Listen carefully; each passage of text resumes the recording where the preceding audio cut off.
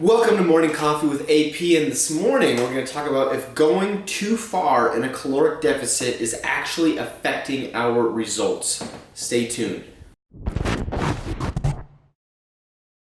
Welcome back to Morning Coffee with AP. Of course, we got the one and only man mug.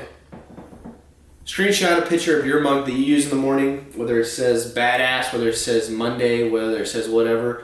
Comment below, tag me in that or whatever. I want to see what kind of kittens or whatever is on your coffee mug. And comment below maybe what kind of coffee you guys like. Maybe I'll ship some out for one lucky person that comments below. But anyways, today we're going to talk about if going too far in a caloric deficit is actually affecting our results. So for those of you who are new to the channel, welcome. This channel is about giving you guys information about your fitness goals, so weight loss, fat loss, weight gain as well, health, athletic performance, all that kind of stuff.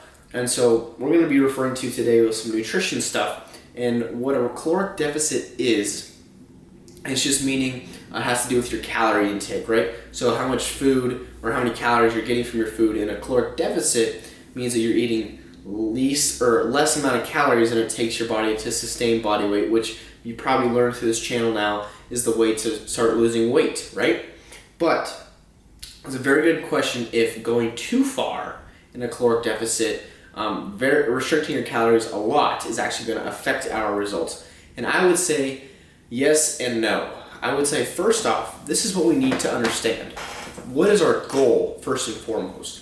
If you're looking to lose a quick 10 pounds, maybe going into summertime, then having to restrict calories a little harder, you might have to do that to reach that goal in a short period of time. But if you're looking to lose 30, 40, 50 pounds or whatever, doing this, I feel like it's not the best strategy and it is going to affect your results. And here's why. So if we go back to some previous videos and I talked a little bit about what's called metabolic adaptation, okay?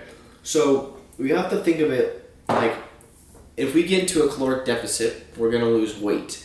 But there's going to be a timeline where our body starts adapting to that calorie intake, So if we say, for example, we start at 180 pounds, right?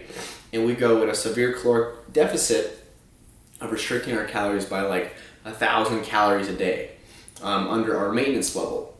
Well, we're going to start losing weight rapidly, okay?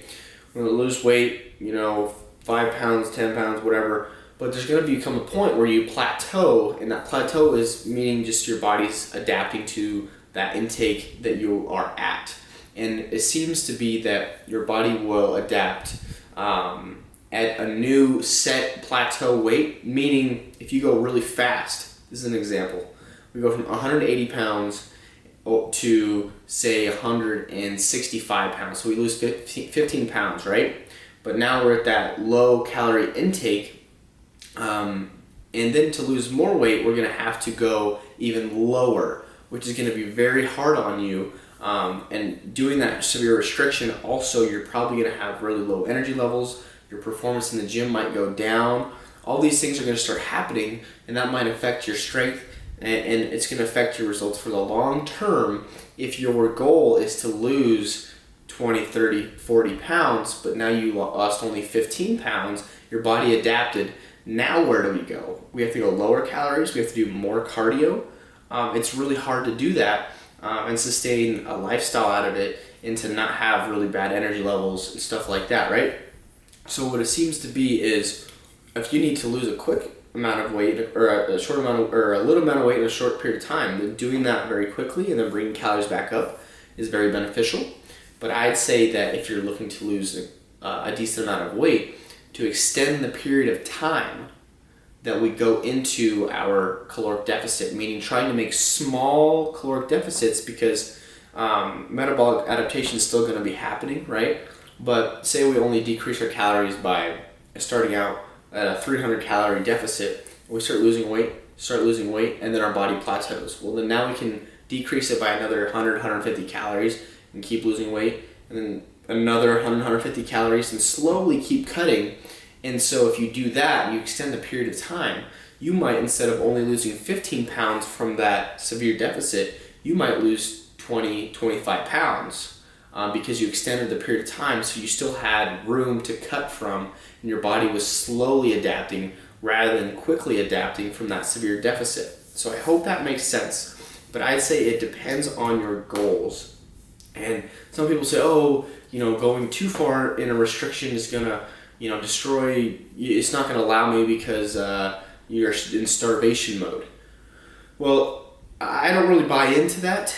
There's things that can maybe affect your your hormonal levels and stuff like that, but usually it's not from the caloric deficit and being in starvation mode. It's just because your output, meaning like you're going to the gym 5 days a week and you're training super hard, your caloric output, and you're walking around outside, you're doing all these extra activities. Well, what I often see is if you go in a severe deficit, wanting to do extra tasks that you usually do, you don't want to do because you don't have the energy. And then your performance at the gym, you're not spending as much time there because you're just tired, or you're not going for a walk, or you're not going to activities on the weekends, or you're not doing the same amount of output.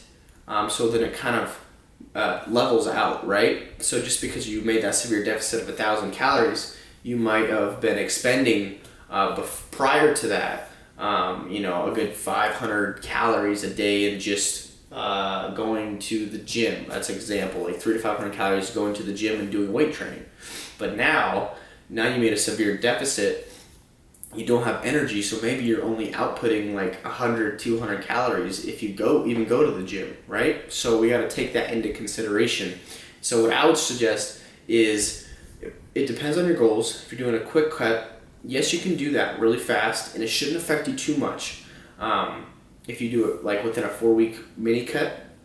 But if you are trying to extend and actually lose a good amount of weight, to extend the timeline of weight loss, very sustainable. You'll still have your energy levels, you'll sleep good, your strength can still go up. Actually, I've had tons of clients, their strength is going up as they're cutting. It's amazing.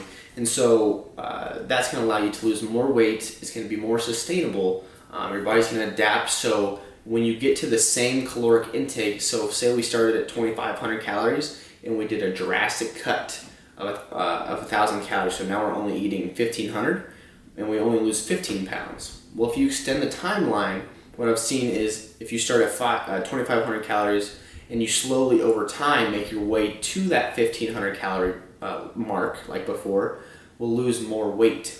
Okay, so hopefully that was helpful, guys. That's my thoughts on this question. If you have any more questions, comment below. I would love to answer them on the show. If you like the content, please subscribe to the channel, turn on your post notifications because I'm coming out with a video every single morning. Give me a thumbs up, and I'll talk to you guys tomorrow.